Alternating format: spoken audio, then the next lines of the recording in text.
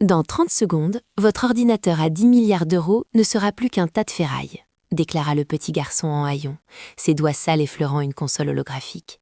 Avant de continuer, dites-nous depuis quelle ville nous regardez. La voix de l'enfant, calme et étrangement adulte, résonna dans le silence glacial de la salle de contrôle, un sanctuaire de technologie au sommet de la plus haute tour de la Défense, le cœur financier de Paris. Le décor était d'un luxe stérile et futuriste. Des murs de verre offraient une vue panoramique sur un Paris scintillant, de l'Arc de Triomphe à la Tour Eiffel. Au centre de la pièce, baignée dans la lueur bleue des moniteurs, la structure colossale du Prométhée, le plus puissant ordinateur quantique du monde, descendait du plafond tel un lustre divin fait de cylindres dorés et de câbles cryogéniques. C'était le temple du progrès, un monument à la puissance d'un seul homme, Alain Martel. Et c'est dans ce temple qu'un enfant de 8 ans, le visage maculé de suie et les pieds nus, venait d'apparaître depuis une grille de ventilation, brisant l'ordre immaculé du lieu.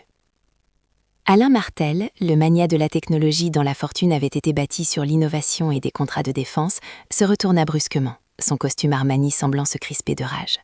À ses côtés, son équipe d'ingénieurs, tous sortis de l'école polytechnique, échangèrent des regards incrédules et méprisants. « Ne touche à rien !» hurla Martel, sa voix habituellement mesurée se brisant en un cri. « Cette machine vaut plus que ta vie et celle de toute ta famille. » Mais le garçon ne scia pas, ses yeux fixés non pas sur l'homme, mais sur les lignes de code qui dansaient, invisibles pour tous, vers une catastrophe imminente. Le garçon ne scia pas.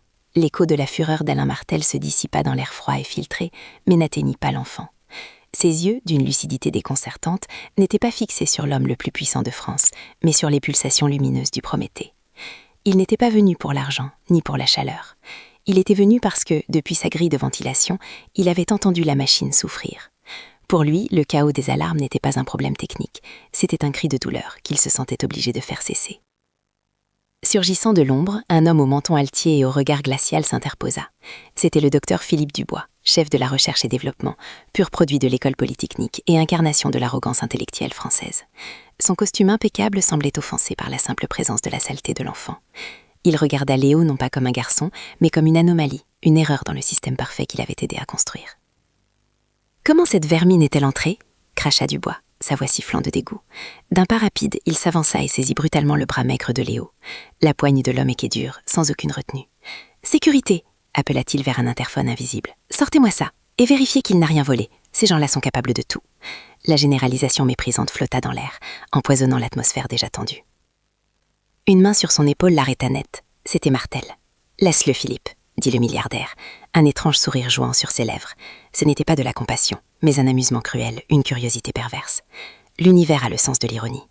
Il voyait la scène non pas comme une crise de sécurité, mais comme une diversion absurde, une pièce de théâtre inattendue au milieu de son désastre à 10 milliards d'euros. Il voulait voir jusqu'où cette blague cosmique irait. Martel se pencha, non pas à genoux, mais en se baissant légèrement, maintenant sa supériorité. Il fixa Léo dans les yeux. « Voyons voir, petit génie des égouts, » dit-il, sa voix fuyante le sarcasme. « Puisque tu nous fais l'honneur de ta présence, dis-moi ce qui ne va pas avec ma machine. Si tu trouves, je te donne 1 million d'euros. » L'offre était une insulte, une façon de souligner l'absurdité de la situation. Un murmure de dérision parcourut les rangs des autres ingénieurs, tous sortis de Dubois en costume plus modeste. Leur sourire en coin, leur regard condescendant, formaient un mur invisible d'élitisme autour de l'enfant. Pour eux, ce n'était un garçon de rue, un déchet social qui avait miraculeusement trouvé son chemin jusqu'à leur tour d'ivoire. L'idée qu'il puisse comprendre ne serait-ce qu'un seul des concepts affichés sur les moniteurs était risible. Mais Léo n'écoutait déjà plus. Ignorant la main de Dubois toujours agrippée à son bras, il se libéra d'un geste sec et déterminé. Ses yeux balayaient les hologrammes, analysant des flux de données qui laissaient perplexes les meilleurs esprits du pays depuis des semaines. Il se déplaça avec un calme surnaturel, vers une tablette holographique vacante, ses pieds nus laissant de légères empreintes de suie sur le sol en marbre blanc poli. Le silence devint assourdissant. Chaque personne dans la salle retenait son souffle, attendant le moment où l'enfant allait, par ignorance, aggraver la situation. Les doigts de Léo, noirs de crasse, contrastant violemment avec la surface immaculée de l'appareil, se mirent à flotter au-dessus de l'interface lumineuse. Le contraste était saisissant, la pauvreté la plus crue sur le point de toucher le summum de la technologie mondiale. Alain Martel croisa les bras, son sourire cynique s'élargissant. Il était le spectateur d'un drame qu'il contrôlait. Dubois, lui, se tenait en retrait, un prédateur prêt à bondir à la première erreur de l'enfant pour prouver son point de vue. La tension était à son comble. Le spectacle de l'humiliation imminente était sur le point de commencer, mais personne ne savait encore qui allait être humilié. Sans un mot, Léo ignora l'offre insultante d'Alain Martel. Le million d'euros, le sarcasme, les regards méprisants des ingénieurs glissaient sur lui comme de l'eau sur une pierre. Son univers s'était rétréci à la pulsation erratique de la machine. Il n'était pas là pour prouver quoi que ce soit à ces hommes, mais pour répondre à l'appel silencieux du Prométhée. D'un pas assuré, il traversa le sol de marbre et s'arrêta devant une console holographique libre, son interface flottant dans l'air comme une promesse de savoir infini. Les ingénieurs échangèrent des sourires condescendants. Le docteur Dubois croisa les bras, son visage affichant une expression de supériorité amusée, attendant le désastre inévitable. Il s'attendait à ce que l'enfant appuie sur n'importe quel bouton, déclenchant une cascade d'erreurs qui confirmerait leur vision du monde, un ordre où les génies sortaient de l'école polytechnique et où les enfants des rues restaient à leur place. Pour eux, ce n'était qu'une question de secondes avant que la farce ne se termine. Les doigts sales de Léo, marqués par la crasse des tunnels de service, s'élevèrent lentement. Ils planaient un instant au-dessus de la lumière pure et bleue de l'interface, un contraste brutal entre deux mondes qui n'auraient jamais dû se rencontrer. Le geste était d'une délicatesse inattendue, presque chirurgicale. Ce n'étaient pas les mains d'un enfant jouant avec un gadget, mais celles d'un maître artisan sur le point de sculpter son œuvre. D'un mouvement fluide, il ne tapa pas au hasard. Il fit apparaître une série de graphiques de diagnostic que même les ingénieurs peinaient à interpréter. Des ondes complexes, des diagrammes de phase et des flux de données cryptiques remplirent l'écran. Un murmure d'incrédulité parcourut la salle. Ce n'était pas le fruit du hasard, c'était une analyse ciblée, une exploration experte des entrailles numériques de la machine. Le docteur Dubois sentit son sourire se figer. Une vague de froid désagréable parcourut son échine. Ce que l'enfant affichait à l'écran était le résultat de procédures de diagnostic si avancées que seule une poignée de physiciens dans le monde les maîtrisait. Il reconnaissait une simulation de la fonction d'onde des qubits, une analyse que son équipe avait mis 2 jours à lancer, sans succès.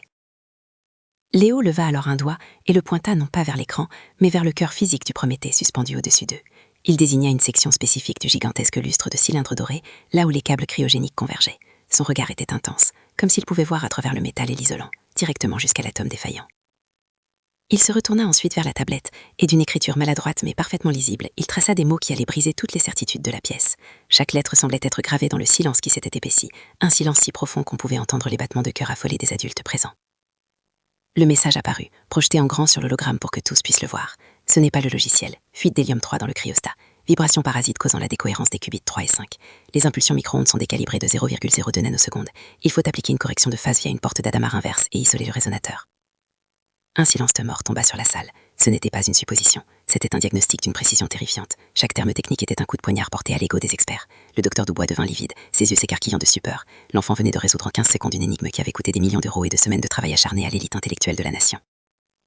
Pour Alain Martel, ce fut un choc sismique. Son cynisme, son arrogance, tout son univers bâti sur la certitude de sa propre supériorité s'effaussa un instant. Il ne voyait plus un gamin de rue, mais une intelligence pure, une force de la nature qui venait de se manifester dans le lieu le plus improbable. L'absurdité de la situation laissait place à une admiration mêlée de crainte. Sa voix, habituellement si assurée, trembla pour la première fois de sa vie d'adulte. Il se tourna vers son équipe, dont les visages étaient des masques d'incrédulité. « Faites exactement ce qu'il a écrit », ordonna-t-il, sans tolérer à qu'on coûte. « Maintenant ». Comme des automates sortis de leur transe, les ingénieurs se précipitèrent sur leur console, les doigts volés sur les claviers, implémentant la correction de phase, isolant le résonateur, suivant la lettre des instructions de leur sauveur de 8 ans. Moins d'1 minute plus tard, les alarmes stridentes se turent, les moniteurs rouges passaient en vert apaisant, une voix synthétique et calme annonça. Test réussi, système stable. Le miracle avait eu lieu. Le silence qui s'abattit sur la salle de contrôle n'était pas un simple vide sonore. C'était une entité palpable, lourde, un poids qui écrasait les épaules et comprimait les poitrines. Le bourdonnement apaisant du Prométhée stabilisé était le seul son, un ronronnement de victoire qui ne faisait que souligner l'échec retentissant des humains présents. Les visages des ingénieurs, quelques secondes auparavant crispés par le mépris ou l'amissement condescendant, étaient devenus des masques de stupeur. Leur bouche était légèrement entr'ouverte, leurs yeux fixés sur les moniteurs verts comme s'ils assistaient à une apparition divine. La réalité venait de se fracturer sous leurs yeux. Le plus dévasté était le docteur Philippe Dubois. Le sang avait quitté son visage, le laissant d'une pâleur cireuse. Son arrogance, cette armure intellectuelle qu'il portait depuis ses années à l'école polytechnique, s'était vaporisée. Il regardait l'enfant, puis l'écran, puis l'enfant à nouveau. Son esprit refusait d'accepter l'humiliation absolue qu'il venait de subir. Une honte brûlante monta à ses joues, un rouge violent contrastant à sa pâleur. Ses mains, habituellement si assurées, tremblaient légèrement le long de son corps. Chaque diplôme, chaque publication, chaque reconnaissance de ses pairs se transformait en poussière face au diagnostic fulgurant d'un enfant en haillons. Pour Alain Martel, l'instant fut un séisme intérieur. Le choc initial laissa place à un vertige, une révélation si profonde qu'elle ébranla les fondations de son être. Il ne voyait plus un intrus, un gamin des rues, une anomalie statistique. Il voyait une force pure, une intelligence brute et non corrompue par le système qu'il maîtrisait si bien. Son immense tour de verre, son empire de 10 milliards d'euros, tout lui parut soudain creux, stérile, une cage dorée qu'il avait mis toute sa vie à construire. Cet enfant, avec ses pieds nus et son visage sale, possédait une richesse qu'aucun argent ne pouvait acheter, un génie authentique, une clarté de vision qui transcendait tout. Martel se vit lui-même, des décennies plus tôt, un jeune homme affamé, non de nourriture mais de succès, prêt à tout sacrifier pour grimper. Quand avait-il perdu cette étincelle? Quand l'ambition était-elle devenue une simple accumulation et l'innovation un simple chiffre d'affaires? Dans les yeux calmes de Léo, il ne vit pas seulement un sauveur pour sa machine, mais un sauveur pour son âme. C'était la réponse à une question qu'il ne s'était jamais avoué poser, la solution à la solitude glaciale qui régnait au sommet de son monde. Dubois, tentant de sauver la face, fit un pas en avant, sa voix un murmure étranglé. Un coup de chance, une coïncidence statistique, il a dû lire ça quelque part. Alain Martel se tourna lentement vers lui. Son visage n'exprimait plus la colère ou le sarcasme, mais une autorité froide et tranchante comme une lame de diamant. Il n'élève pas la voix, il n'en avait pas besoin. Un coup de chance, Philippe, dit-il, chaque mot pesant une tonne. Mon équipe, la vôtre, composée de l'élite de la nation, cherche depuis 3 semaines. 3 semaines, des millions d'euros dépensés, et le meilleur que vous ayez pu produire, c'est du silence et des excuses. Il fit un pas, se plaçant subtilement entre Dubois et Léo, comme un bouclier. Vous vous gargarisez de vos diplômes, de vos titres, de votre pédigré. Vous regardez le monde depuis le sommet de votre tour d'ivoire, et vous ne voyez que ce que vos théories vous autorisent à voir.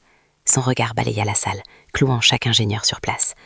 Cet enfant, que vous avez appelé Vermine il y a 5 minutes, n'a pas votre éducation, il n'a pas vos costumes, ni vos salaires, il n'a rien de ce que vous considérez comme un prérequis au succès. Le silence était devenu électrique, la tension était insoutenable. Martel se rapprocha encore de Dubois, sa voix baissant d'un ton, devenant encore plus menaçante dans sa quiétude. Et pourtant, il a vu, il a compris, il a agi. En 15 secondes, il a fait preuve de plus de génie que ce laboratoire tout entier n'en a montré en un mois. Puis, le coup de grâce, délivré avec une précision chirurgicale. Alors dites-moi, Philippe, à quoi sert exactement votre expertise si elle est aveugle? À quoi sert votre intelligence si elle est aveugle quand elle se tient juste devant vous? Dubois recula d'un pas, comme s'il avait été frappé physiquement. Il n'y avait rien à répondre. L'humiliation était totale, publique et irrévocable. Il était devenu obsolète. Une relique d'un monde ancien face à l'avenir qui se tenait là, les pieds nus sur le marbre. Alain Martel lui tourna le dos, un geste de renvoi définitif. Toute son attention, toute l'énergie de la pièce, se concentra sur la petite silhouette immobile de Léo. Il n'était plus un objet de curiosité ou de pitié. Il était le nouveau centre de gravité de son univers. D'un geste sec de la main, Alain Martel congédia les derniers ingénieurs qui se tenaient encore là, pétrifiés, au milieu de la salle de contrôle. Ils partirent sans un mot, le dos courbé par le poids de leur propre inutilité. Le docteur Dubois, lui, avait déjà disparu, s'évaporant comme une ombre honteuse. Le silence revint, mais il était différent. Ce n'était plus la quiétude glaciale de la technologie, mais le calme feutré d'un sanctuaire. Seul le ronronnement doux et régulier du Prométhée, désormais stable et puissant, emplissait l'espace. La machine semblait presque ronronner de gratitude. Alain Martel se retourna vers la petite silhouette qui se tenait près de la console. L'enfant n'avait pas bougé. Il contemplait Paris à travers la baie vitrée, ses lumières scintillantes se reflétant dans ses yeux, trop sérieux pour son âge. Le milliardaire sentit le sol se dérober sous ses certitudes.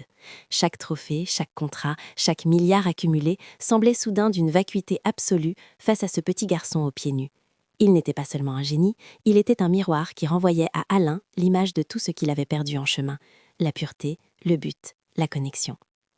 Lentement, avec une humilité qu'il ne se connaissait pas, Alain s'approcha. Il ne s'arrêta pas à distance, comme il l'aurait fait avec un subordonné. Il parcourut les quelques mètres qui les séparaient et, sans hésiter, s'agenouilla. Le tissu de son pantalon Armani à plusieurs milliers d'euros rencontra la poussière laissée par les pas de l'enfant sur le marbre. Pour la première fois de sa vie, il se mettait au niveau d'un autre être humain.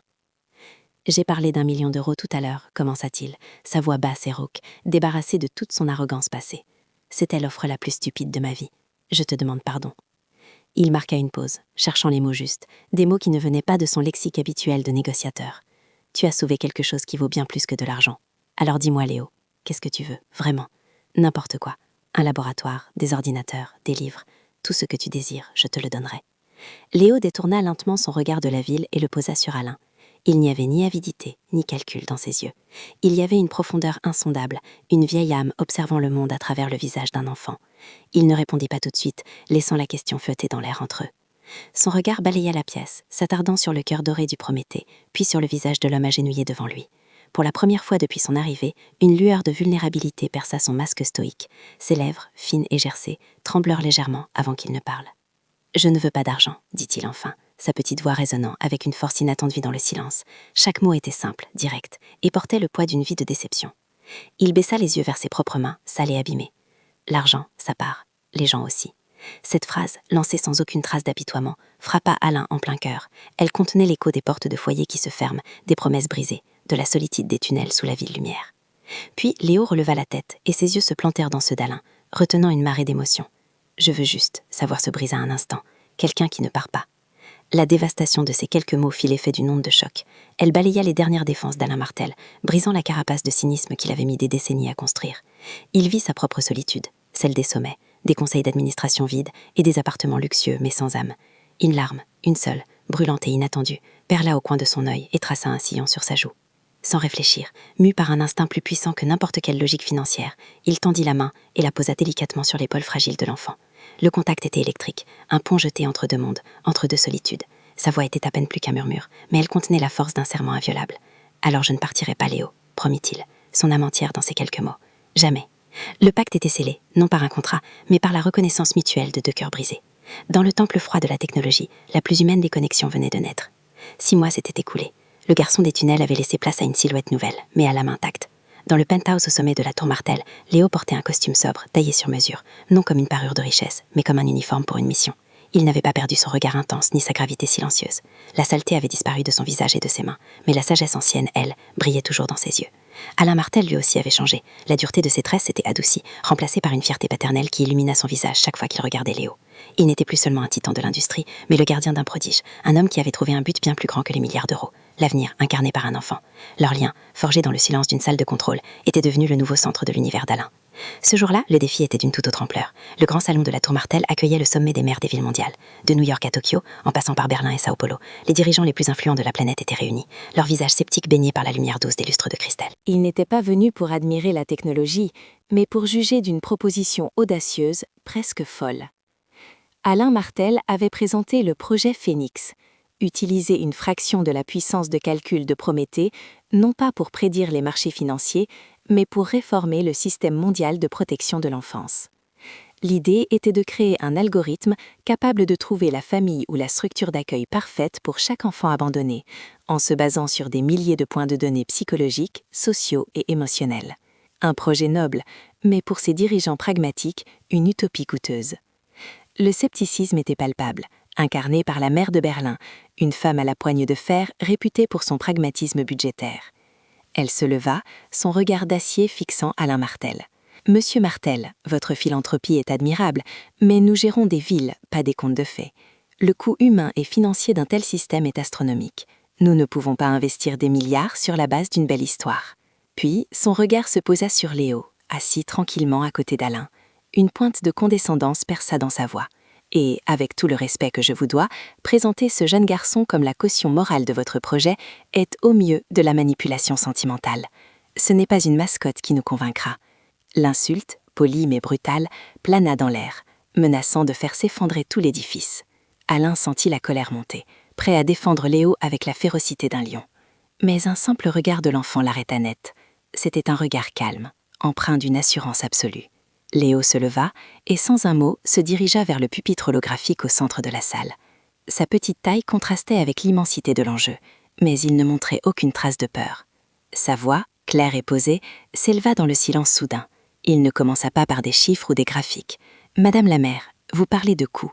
Je vais vous parler du prix. Le prix d'une nuit passée à avoir peur dans le noir. Le prix de ne jamais entendre son nom prononcé avec amour. Ce prix-là, aucune ligne budgétaire ne peut le calculer. Mais chaque enfant abandonné le paie, chaque jour. » Puis, d'un geste de la main, il fit apparaître des hologrammes complexes flottant au-dessus des dirigeants stupéfaits. Ce n'était pas de la physique quantique, mais quelque chose de bien plus complexe, la cartographie de l'âme humaine. Notre algorithme de correspondance empathique ne se base pas sur des statistiques froides. Il analyse les schémas de résilience, la capacité à former des liens, les traumatismes silencieux. Il ne cherche pas un toit, mais un foyer. Il se tourna directement vers la maire de Berlin, affichant une simulation complexe. Vous craignez un investissement d'1 milliard d'euros pour votre ville.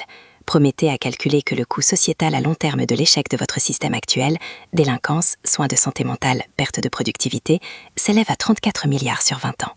Le projet Phénix n'est pas une dépense, c'est l'investissement le plus rentable que vous ferez jamais. Un silence de mort s'abattit sur le grand salon.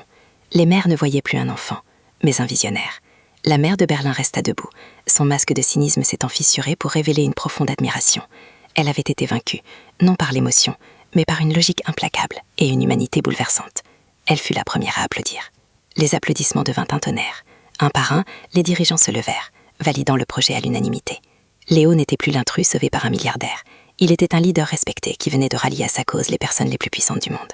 Alain Martel posa une main sur son épaule, le cœur débordant d'une fierté qui valait plus que toutes les fortunes. Le garçon des tunnels venait de montrer au monde comment construire un avenir meilleur. 10 ans plus tard, l'air glacial de Stockholm était chargé d'une solennité presque palpable, mais à l'intérieur du Concertus 7, la chaleur des applaudissements montait une vague assourdissante. Sur la scène, sous l'éclat des lustraires et le regard du roi de Suède, se tenait un jeune homme d'à peine 18 ans. Son élégance sobre contrastait avec l'ampleur de l'honneur qu'on lui décernait. Le nom prononcé avec une admiration quasi religieuse par l'Académie était celui de Léo Martel, le plus jeune lauréat du prix Nobel de physique de toute l'histoire. Ce n'était plus le gamin des tunnels aux pieds nus et le visage maculé de suie. C'était un visionnaire dont le calme et la maturité déconcertaient le monde. Ses yeux, cependant, avaient conservé cette même lucidité perçante, cette capacité à voir au-delà des apparences, que ce soit dans les complexités d'un ordinateur quantique ou dans l'âme d'un homme brisé. Il se tenait là, non pas comme un survivant qui avait eu de la chance, mais comme la preuve vivante que le génie n'a pas de pédigré. Au premier rang, un homme aux cheveux grisonnants et au visage sillonné par les sourires plutôt que par l'inquiétude regardait la scène, les larmes aux yeux. Alain Martel n'était plus le titan cynique de la défense. Il était un père, un mentor, un homme dont la plus grande réussite n'était pas cotée en bourse, mais se tenait fièrement sur cette scène. Chaque applaudissement pour Léo était une validation de cet instant, 10 ans plus tôt, où il avait choisi de s'agenouiller et d'écouter. Léo s'approcha du micro et un silence respectueux s'installa. Il remercia l'Académie pour la reconnaissance de son travail sur la fusion à confinement inertial, une percée rendue possible par les capacités prédictives de Prométhée. Cette technologie, désormais déployée à l'échelle mondiale, avait mis fin à la dépendance aux énergies fossiles, stabilisé les climats et redessiné la géopolitique. C'était, selon les mots du comité, la plus grande contribution à la paix et à la prospérité humaine du siècle. Pourtant, après un bref remerciement, il changea de sujet. Ce prix, commença-t-il, sa voix claire résonnant dans la salle, honore une solution à un problème d'énergie.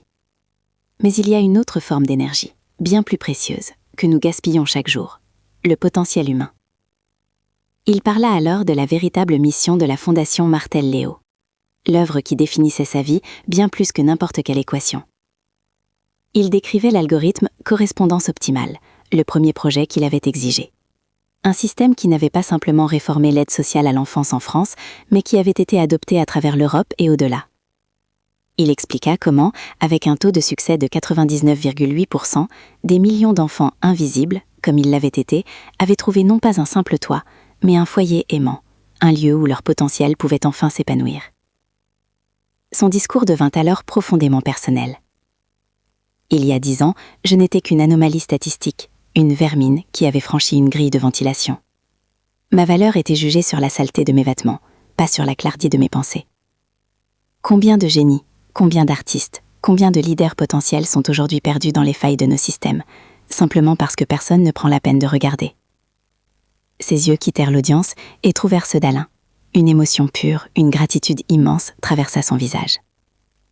Je suis ici aujourd'hui, non pas grâce à ma propre intelligence, mais grâce à un acte de foi. Un homme, au sommet de son monde, a choisi de voir un enfant au lieu d'un intrus. Il ne m'a pas offert 1 million d'euros. Il m'a offert bien plus, une chance. Il m'a offert une famille. Alors que les applaudissements reprenaient, plus forts et plus émus que jamais, la caméra se resserra sur le regard échangé entre le père et le fils. Un regard qui scella une décennie de transformation. La voix du narrateur conclut, douce et puissante, « La plus grande ressource du monde ne s'extrait pas de la terre. Parfois, elle se cache juste sous nos yeux, attendant que quelqu'un regarde au-delà des haillons pour découvrir sa véritable valeur. »